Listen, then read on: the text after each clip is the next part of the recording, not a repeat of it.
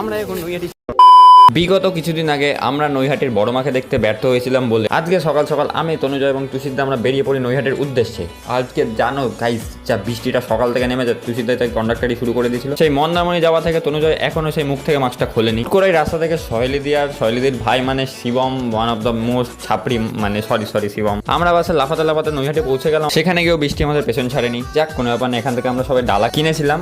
তারপর আমরা সোজা ওখান থেকে চলে যাই মন্দিরের উদ্দেশ্যে। আমি আর তুষিদা বাদে সবাই প্রায় বাসে বমি করে। তারপর অবশেষে আমরা বড়মার মন্দিরের একদম সামনে পৌঁছে যাই। আজকে আগের দিনের তুলনায় অনেক কম ভিড় ছিল, তাই আমাদেরও কোনো দাঁড়াতে হয়নি লাইনে। এখানে এসে তনুজয় নিজের ভিডিও করার জন্য শিবমকে ভিডিওগ্রাফার বানিয়েছিল। তারপর আমরা দীর্ঘ 1 কিলোমিটার পথ অতিক্রম করে মায়ের দর্শন পাই। সবাই এখানে জয় বড়মা বলেই প্রণাম জানাচ্ছিল। যাক, সবাইকে আশীর্বাদ করো আমার জন্য সাবস্ক্রাইবার বেশি হয় আর প্রতি বছর জন্য এসে পুজো দিতে পারি। তারপর আমরা পুজো দেওয়ার পর সেই আগের দিনের মতোই কচুরি খেয়ে নিই, কারণ এখানে কচুরি ছাড়া আর কিছুই পাওয়া যায় না। সো এই বলতে বলতে তনুজয় নাচ করছিল, কেন আমি নিজে জানি না। তো আজকের ভিডিওটা এখানে ভালো লাগলে কমেন্ট করে জানিও। টাটা।